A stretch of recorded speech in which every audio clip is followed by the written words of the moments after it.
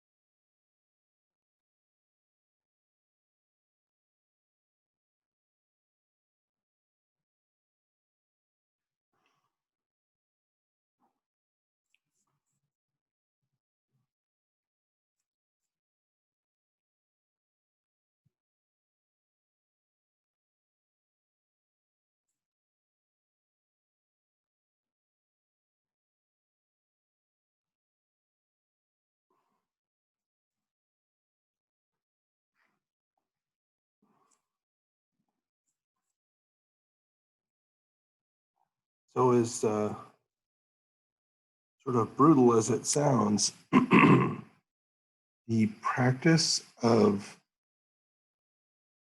placing the homework due date right before the midterm had an incredibly positive result.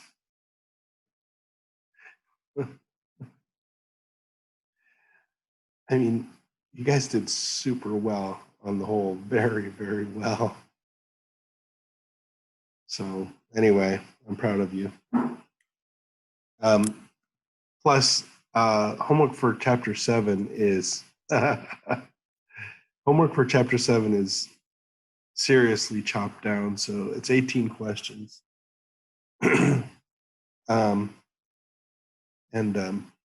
Anyhow, so I think that where we left off this last time was with the precipitation titrations. Does that seem right? This idea of adding, say, silver ion to chloride or something to precipitate the chloride, and then monitoring the silver ion with an electrode to get an endpoint. Anyway, I don't know if I actually even said that. Yeah. Okay. So in any case,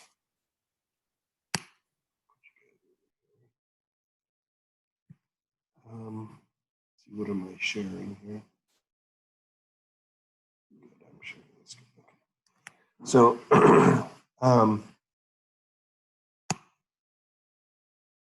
titration curves, they're useful, right? And the way we're going to mostly approach them is by looking at the concentration of the titrate, or the volume of the titrate. And we're going to analyze these curves, and we'll analyze the chemical system based on the titrate volumes that come out. And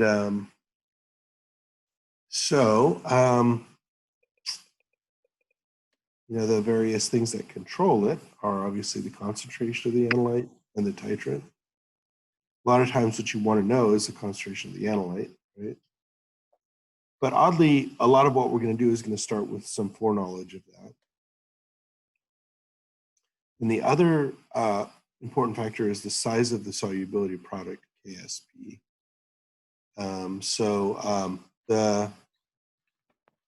The smaller this is, higher up on the P analyte, or sorry, P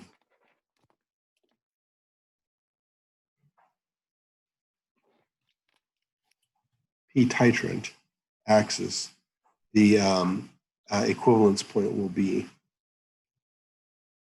So we use the P function here because the concentration of the titrate typically varies over many orders of magnitude.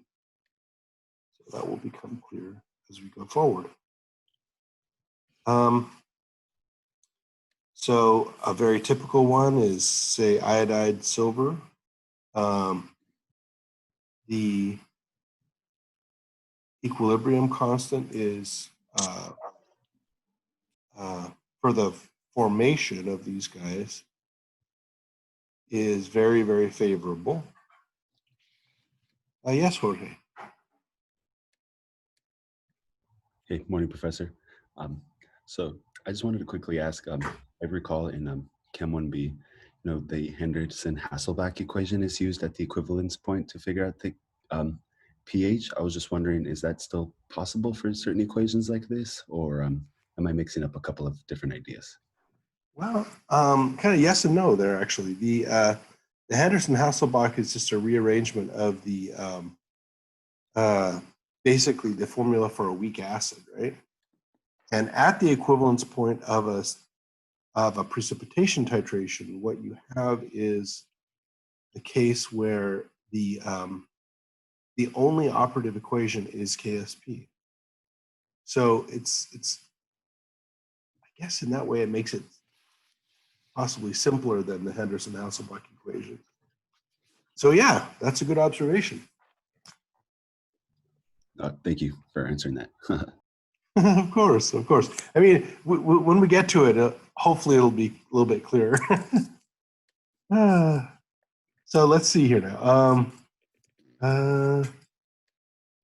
Yeah. So so let's say that we're titrating iodide with silver, right? So we're adding silver ions to some unknown solution of iodide, and what we want to do is we want to know when we've reached the equivalence point for silver, or for the iodide rather. So the endpoint is reached obviously when the moles of iodide equal the moles of silver. And the only unknown there is VE, or the volume of silver ions that it's contained, right? And the titration curve has three zones. One is pre-equivalence, one is at equivalence, and the other is post-equivalence, right? So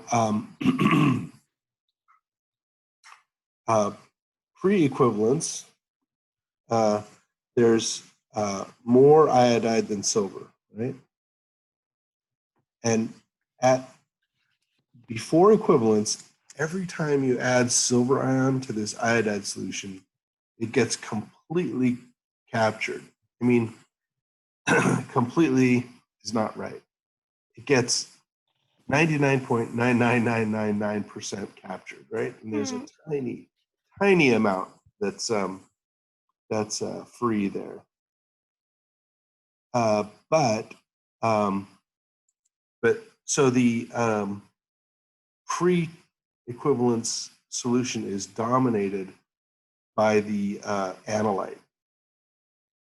Then right when you get to the equivalence point, it's actually more of a hypothetical point than anything else, but you can see it in the titration curve.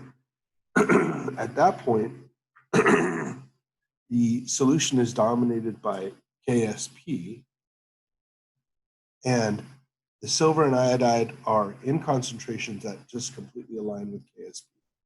So it's like the square root of KSP is equal to silver, square root of KSP is equal to iodide, done, right? Then after the equivalence, then the solution is dominated then by silver, right? Before it's iodide, after it's silver. Because you're adding silver, then you titrate, you precipitate all the silver iodide out, and you add more silver, then the solution will be completely free of iodide and will have excess silver, right? Not completely, but 99.999%, right? So, so before equivalence here, oops, geez, sorry. Before equivalence,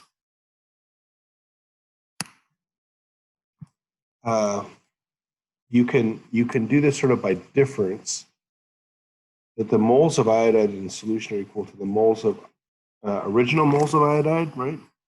That's the volume times the concentration, minus the moles of silver added, right?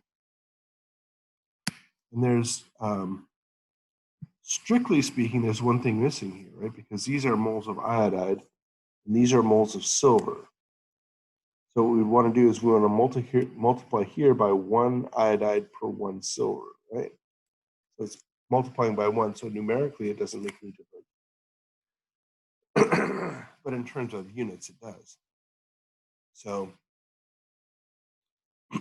concentration volume minus concentration volume, right? One is iodide, the other is silver. And that leaves us with the number of moles of iodide.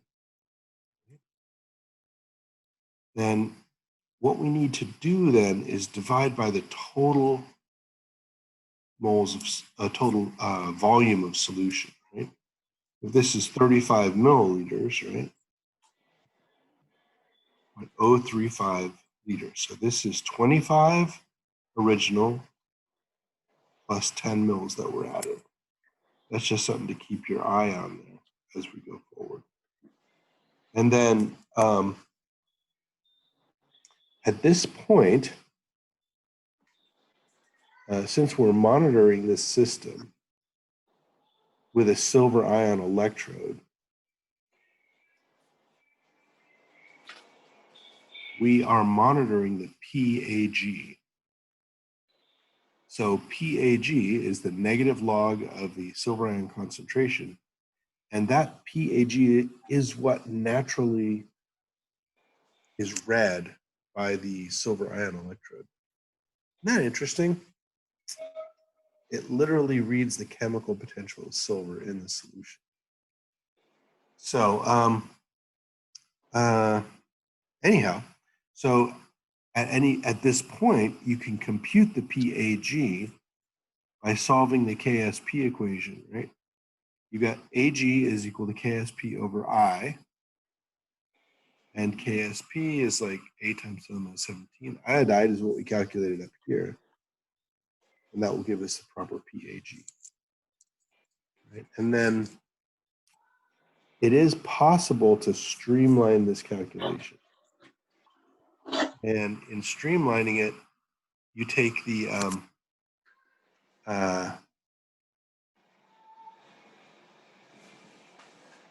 you have to do a couple of little tricks here, right? You have to figure out the fraction of the titration that's remaining. In this case, it's 4/5, right? Because soon as I get home, the first thing I'm gonna do is punch your mama in the mouth. I'm gonna check the mail, babe. I think my driver's license.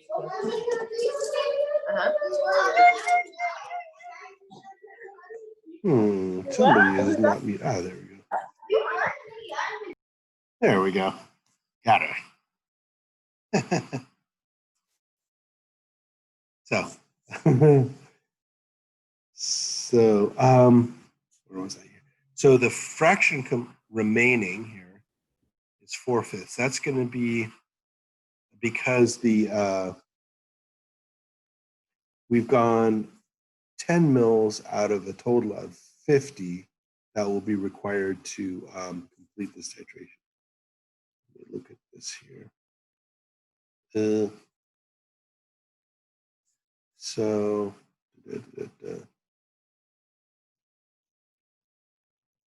yeah, so it's a 50 mil VE. And we've gone, at this point in the hypothetical, we've done 10 mils into that. So we are 4/5 remaining, right? So that's, we're talking about the iodide. So we want to talk about the remaining concentration. And then, so we multiply by 25/35 for dilution of this molarity here. And we get the new molarity of iodide. 4/5 of the original times the dilution factor. And this just makes it a little bit easier to calculate. And then the PAG, we want to recall here, we've got 2 sig figs here. So that means in the mantissa of the log function, we get 2 digits here. So 14 is like this number. It's the exponent. And this is the mantissa here. This is the actual part of the number that has precision in it. Yay. Okay. So, I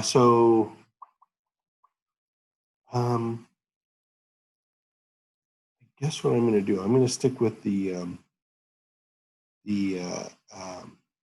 PowerPoint for just a minute, and then we'll move on to it when we do the mercury titration.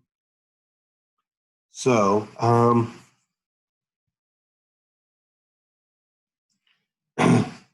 so what we're going to do here is we're going to calculate the PAG when the volume is 49 mils, 49 out of 50 mils here, right? So VE is 50. The fraction of iodide reacted is 49 out of 50. The fraction remaining is 1 out of 50. That's an important little note here. So the fraction of iodide remaining times the original concentration. That gives us the fraction of the original iodide that is now in the solution, right? As we add silver, we consume this iodide. Right? So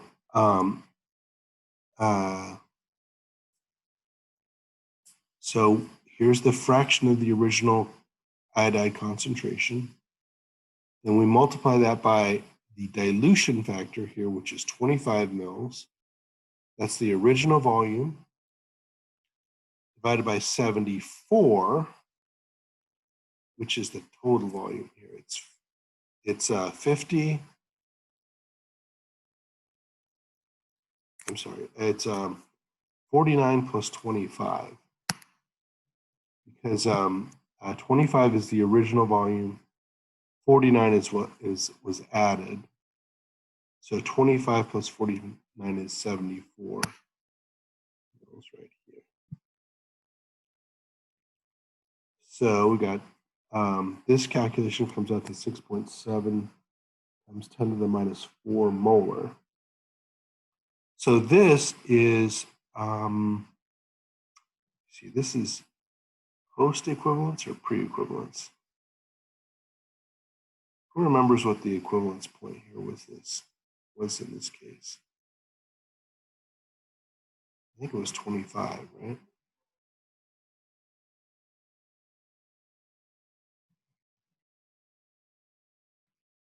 No, it was 50. It is 50. Right, because there's 1/50th of it remaining, right? So that means that the silver ion concentration, right, because silver is the titrant. This is the titrant right here.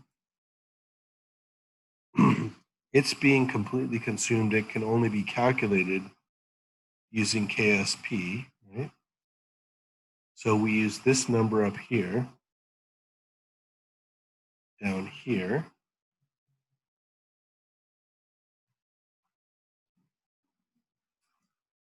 Right? So the silver ion concentration is now can be calculated this way. The PAG is 12.9. It's about 10 to the minus 13 molar. Really, really small. That does not mean there's no silver in the beaker, right? It's just all tied up with silver iodide. So now, now let's do this one at 49.1 mils. Let's see if I actually have these notes. If I do.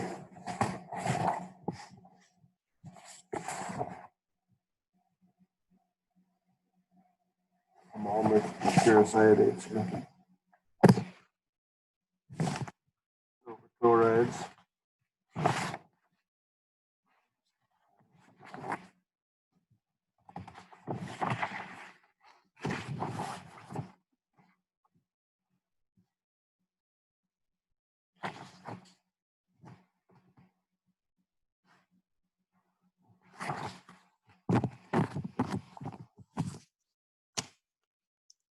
Let's see if we can do this.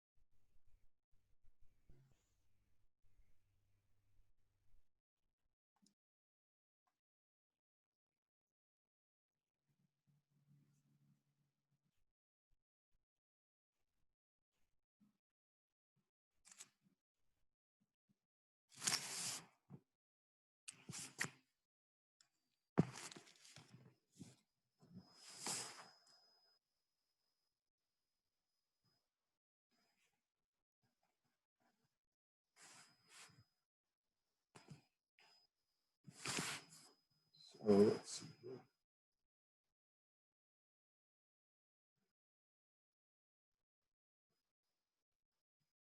If we have 25 mils of 0.1000 molar iodide, and we want to titrate that with 0.0500 molar Ag plus.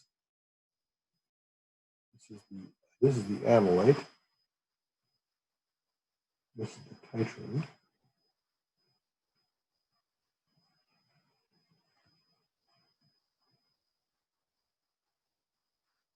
And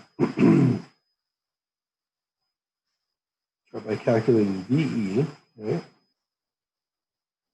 And VE times C titrant equals E analyte times C analyte times the mole ratio. And this is, in this case, this is 1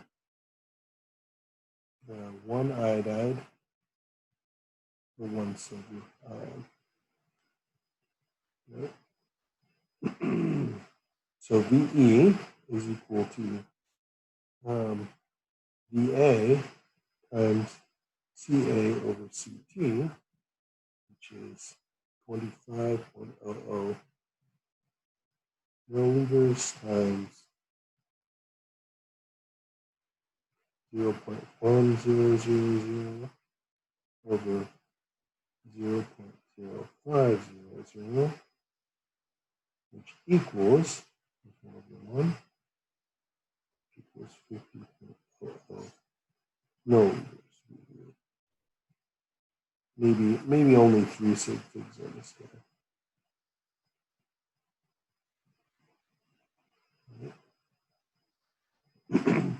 Now what we want to do is we want to calculate the PAG plus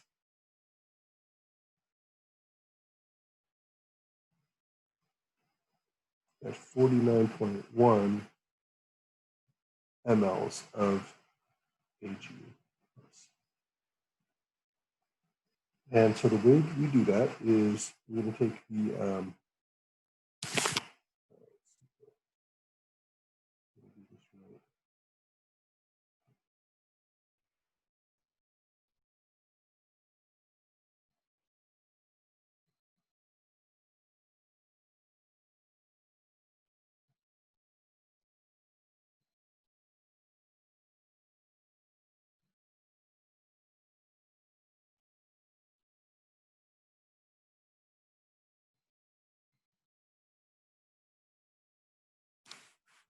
we're going to take the fraction remaining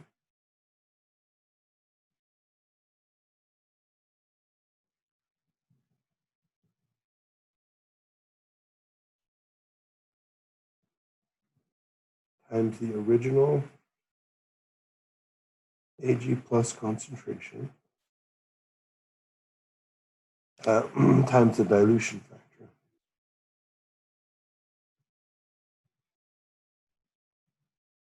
Actually, this is the original iodide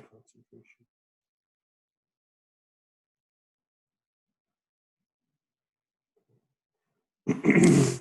So we know VE is 50, so the fraction remaining is going to be 50.00 minus 49.1 divided by 50. Multiply that by the original iodide concentration, which is 0.100.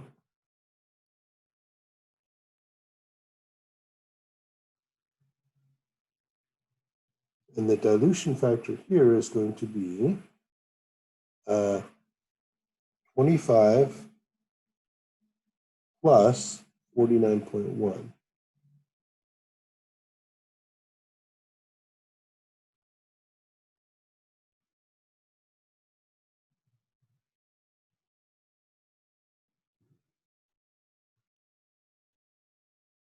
And then it's going to be, is it 25 over that, or which one is it?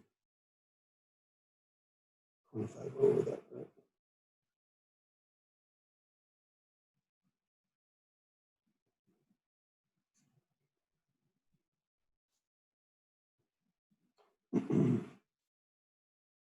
So this will give us the molarity of iodide we have left here.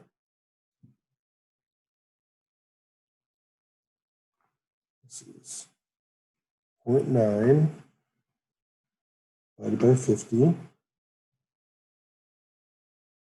0.1 times that. And then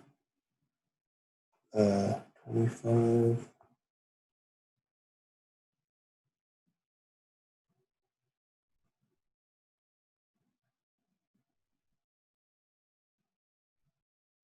Oops.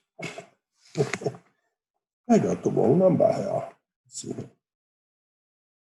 0.9 divided by 50.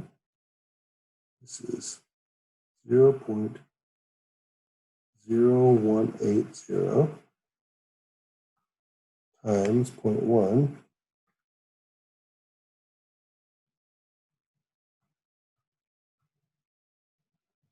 and then times, so 25 enter, 25 enter, 49.1 plus divide. This is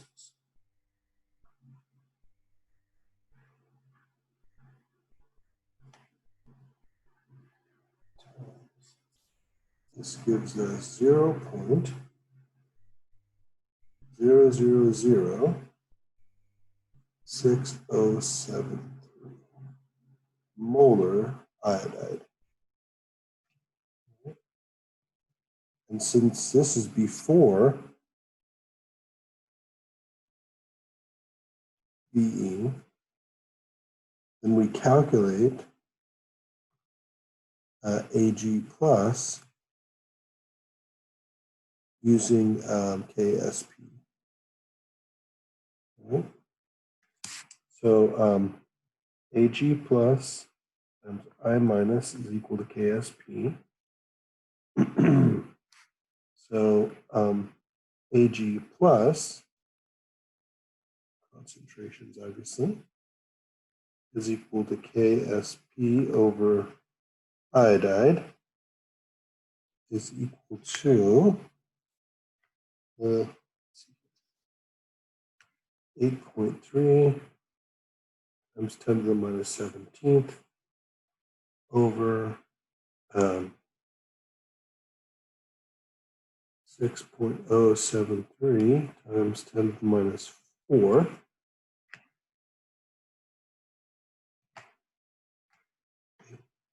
Three.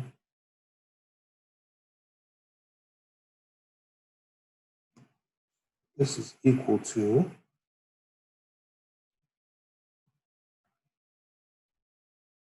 1.37 times 10 to the minus 13th. And then to get the PAG, you take the negative log of that.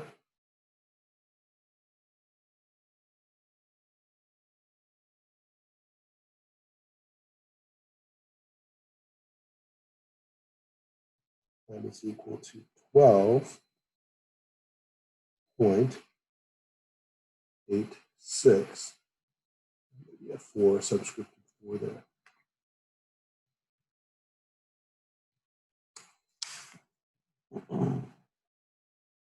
So that is a pre-endpoint point. Yeah. And let's see if I can.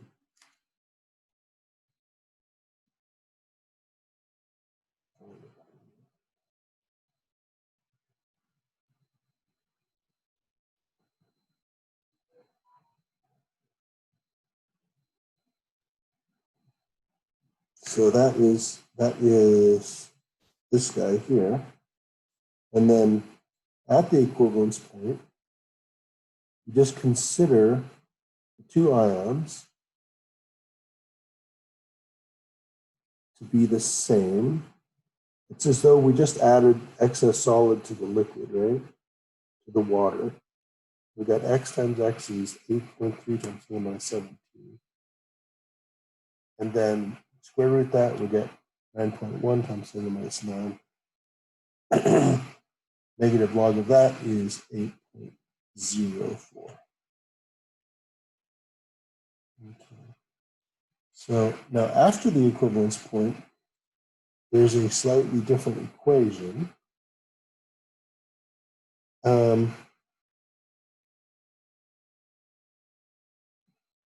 Is you take the original concentration of the titrant here,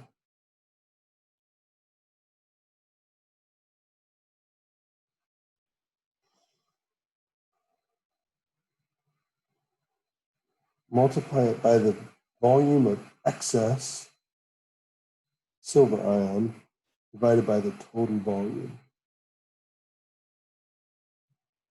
Right? So what this does is this simply assumes that every single mole, every single atom of silver ion that you put in up to VE is completely consumed, and every single atom that you put in after is completely free. And that is pretty damn close to reality because the KEQ is so tiny.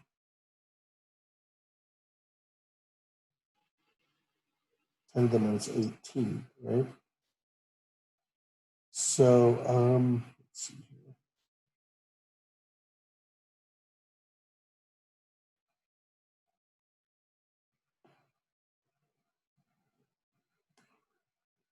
So this is the calculation. This is for post equivalence.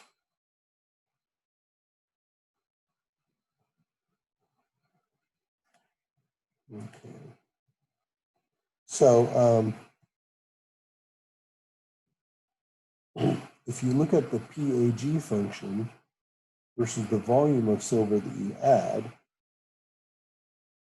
and you see this gentle slope before V equivalence, it translates into a very high slope right at VEQ, and then a low slope afterwards, right? And notice here that the dilute titrant, that the dilute titrant curve here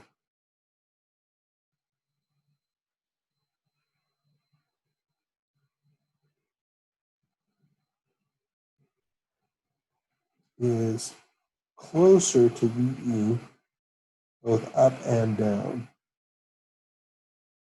And the more concentrated titrant starts higher and ends lower. So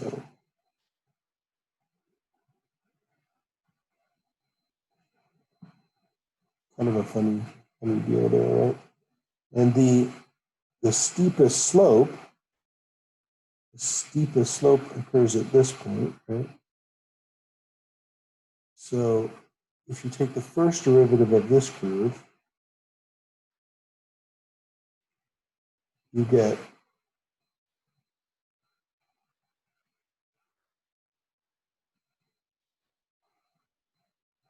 that.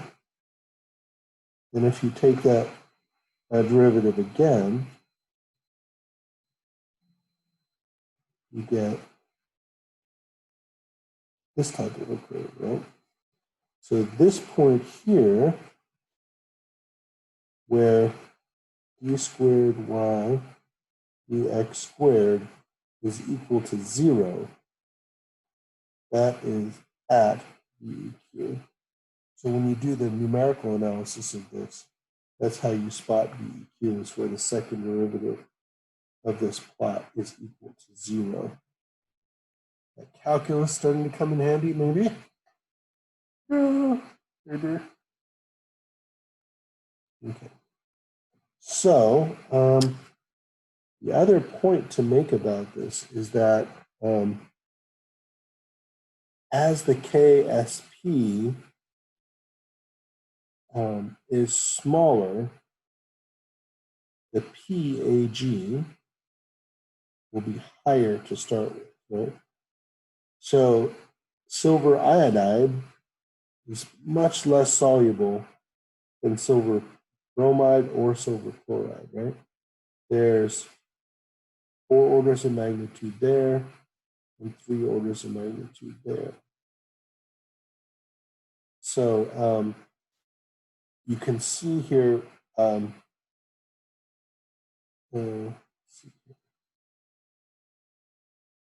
starting out, our first point here is going to be way up there. Then the iodide equivalence point is right here. The bromide is midpoint there, right? And the chloride is midpoint there. So, I mean, it's not super crucial that you remember that particular factoid, but it should help at some point. All right. So, let's take a look at a mercurous iodate titration. Okay. There's odd numbers of molarity for the mercurous iodine, mercurous ion concentration, and the iodate concentration here. And we have an even volume, and we would like to know these 3 values. The mercurous ion concentration after addition of 34 mils of iodate, 36 mils of iodate, and at the equivalence point. So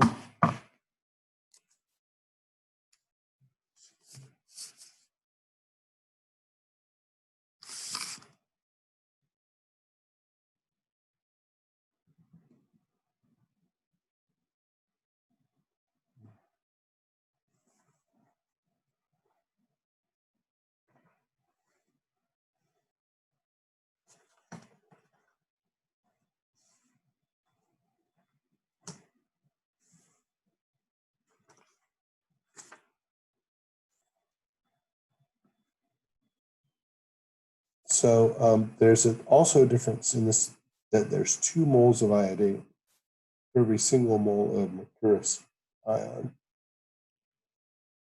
So, oops. So,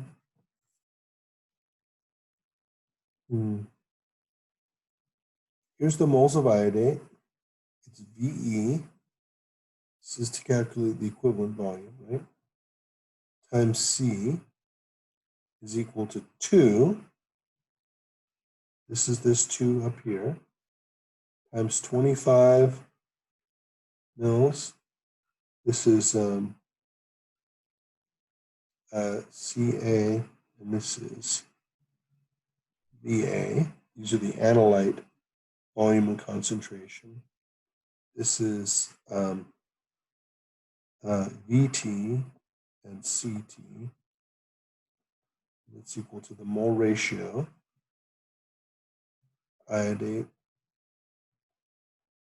per mercurous ion. And that gives us a VE of 35.69 mLs, right? And if we want to calculate the mercurous ion concentration, this is pre-endpoint.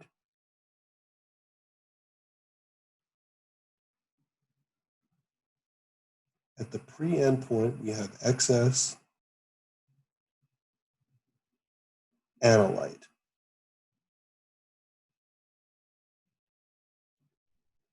analyte is Hg2, 2 plus, right?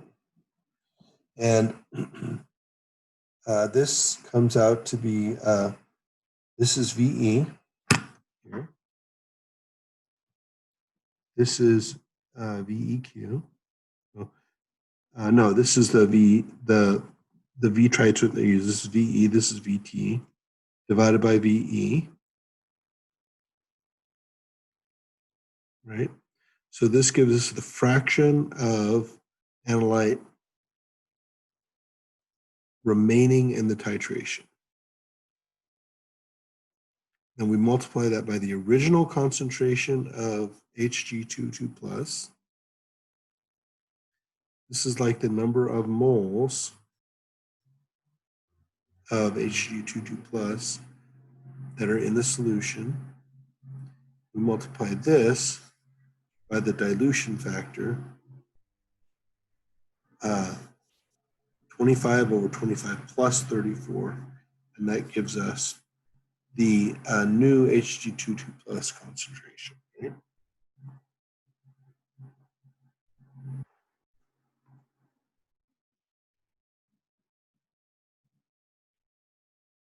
Then we can compute iodate, which is the titrant.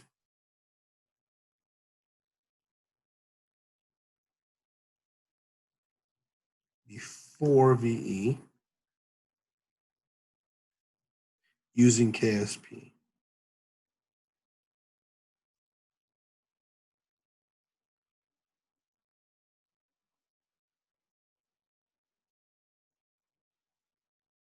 Oops. Oh, I'm so sorry. This is after. This whole thing is for after equivalence.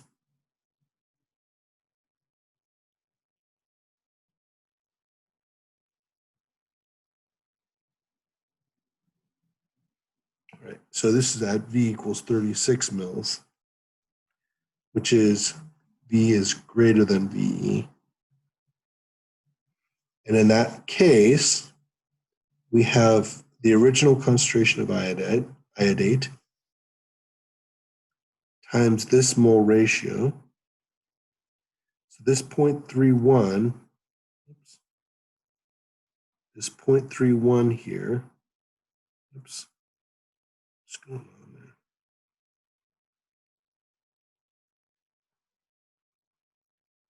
Is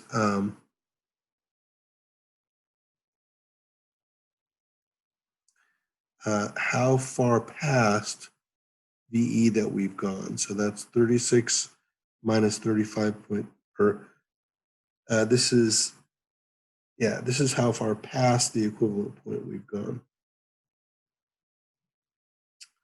So now in this case, right, we take the original titrant concentration,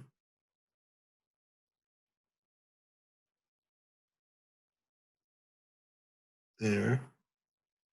We multiply by this volumetric ratio because it's all been consumed except for this 0.31 mils that we've gone past. And that gives us a new concentration of 2.94 times 10 to the minus 4 molar. And then to calculate the mercurous ion at this point, after VE, the analyte concentration uses KSP to calculate it.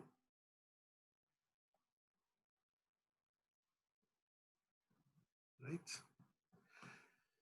So then obviously at KSP, or at VEQ, this hypothetical exact equivalence point, all we're considering is the solid dissolving to make the these two ions, and in that case, there's a 1:2 ratio. So we have X moles of mercurous ion, 2X moles of iodate,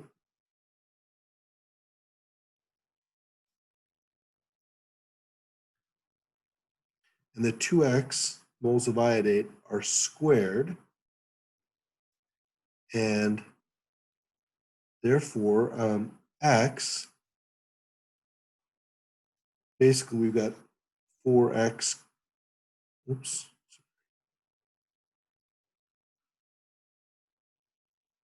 4X cubed is equal to KSP. So X is equal to the cube root of KSP over 4. So guys, I actually have to go now because despite being plugged in, my battery is dead.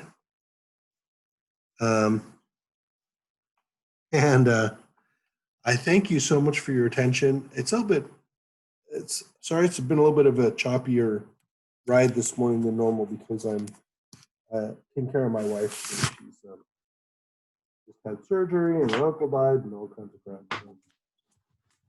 So This was like what? This was only on one of the other slides, but outside of POH and pH, how much would you actually use like a value like PAG? Oh, it's actually real common because pH is the negative log of the cation H plus concentration. PAG is the negative log of the Ag plus ion concentration. And you can make electrodes for many ions.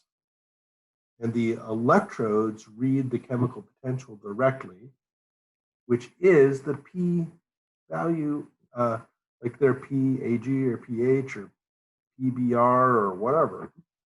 So it's actually not that uncommon. So this part of it has been thought out reasonably well. So you may rest assured there, sir. All right.